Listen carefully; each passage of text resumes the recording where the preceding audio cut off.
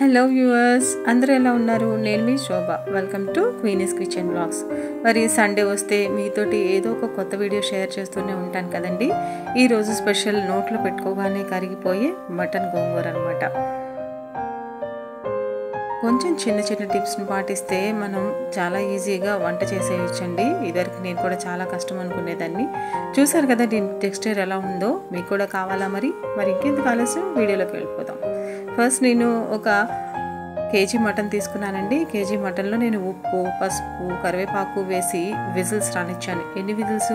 7 whistles దాకా రానిచ్చాను అనమాట. మనకి ఈ లోపల మనం గోంగూర అన్నాం కదా, గోంగూర ఒక పాత్రలోకి తీసుకొని, ఇది 2 కట్టల గోంగూర అయితే నాకు సరిపోయిందండి. దాన్ని ఇలా నేను కొంచెం వాటర్ పోసుకొని, చాలా కొంచెం వాటర్ పోసుకొని ఉడకబెట్టినాను. చూసారు కదా ఎలా మెల్ట్ అయిపోయిందో. ఇలా ఫైన్గా మనకి ఉడికిపోతుందండి గోంగూర. దీన్ని రుబ్బొచ్చు, అలాగా కూడా వేయచ్చు. ఇప్పుడు మనకి విజిల్స్ అయిపోయాయండి. ఇప్పుడు మనకి విజిల్స్ 7 విజిల్స్ దాకా ఉంచాను కదా, దానిలోనే నేను ఒక 3 ఆనియన్స్ కట్ చేసుకున్నానండి. ఫైన్గా చాప్ చేసుకున్న ఆనియన్స్ని దీనిలో యాడ్ చేస్తున్నాను. పచ్చిమిర్చి యాడ్ చేశాను, 2 టమాటాలను యాడ్ చేశానండి. దీంతోపాటు ఇప్పుడు మనం ఉప్పు, కారం అవన్నీ కూడా మనం ఆవగిల్లో ఆల్రెడీ వేసాం కాబట్టి ఉప్పు సరిపడా చూసుకోండి. ఎక్కువ అవుతుంది, మీకు రుచికి సరిపడా వేసుకోవాలి. నేను 3 స్పూన్స్ కారం వేసానండి. నాన్ వెజ్ కదా, కాస్త కారం ఎక్కువే పడుతుంది. ఆయిల్ 4 టేబుల్ స్పూన్స్ ఆయిల్ వేసానండి. వీటన్నిటిని బాగా కలిపి పెట్టాలి. కలిపి పెట్టిన తర్వాత చూసారు కదా, ఈ గ్లాస్ తోటి 1 గ్లాస్ వాటర్ పోసానమాట. మనకి కుక్కర్లో చాలా చాలా ఈజీగా అయిపోతుంది ఈ ప్రాసెస్. ఇప్పుడు మళ్ళీ నేను ఒక 5 విజిల్స్ వరకు అటు పెట్టానండి. ఈ లోపల మనకి గోంగూర అయిపోయింది. నేను కొంచెం రుబ్బేస్తున్నాను దాన్ని. ఇది మనకి మ్యాషర్తో అయినా కూడా బాగుంటుందండి గోంగూర. నేను పప్పు గుత్తితోనే నలుపుతున్నాను. ఇది తీసేసి ఒక పక్కన పెట్టేసేసుకోండి. చూసారు కదా మెల్ట్ అయిపోతుంది గోంగూర. కొంచెం వాటర్ తోటి మనం ఏమీ వేయకుండా అలా మనం మెత్తేసి పక్కన పెట్టుకోవాలండి.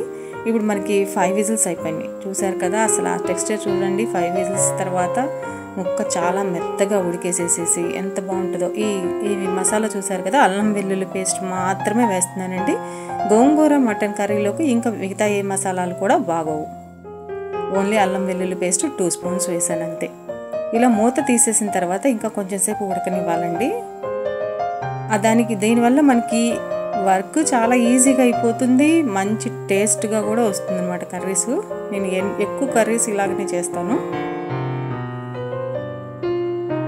ఈ అల్లం వెల్లుల్లి పేస్టు దీనికి కాస్త పట్టనిచ్చిన తర్వాత మనం తీసి పక్కన పెట్టుకున్న గోంగూర ఉంది కదండి, దీన్ని యాడ్ చేయాలి. దీనికి ఈ కర్రీకి యాడ్ చేసుకుని అంతా కలిసే విధంగా కలపాలండి.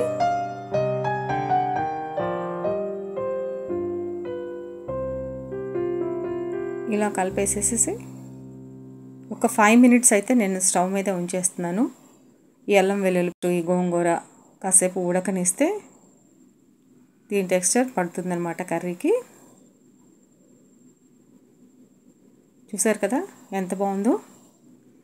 చాలా ఈజీ ప్రాసెస్లో చేసేసుకోవచ్చండి. మరి మటన్ గోంగూర మీకు కూడా నచ్చిందా?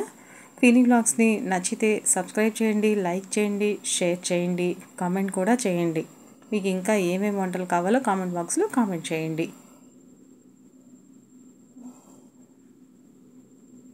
ఇదండి ఇవాళ మన సండే స్పెషల్. మీకు కూడా నచ్చినట్టయితే చెప్పాను కదా, like, share, subscribe. Thank you for watching.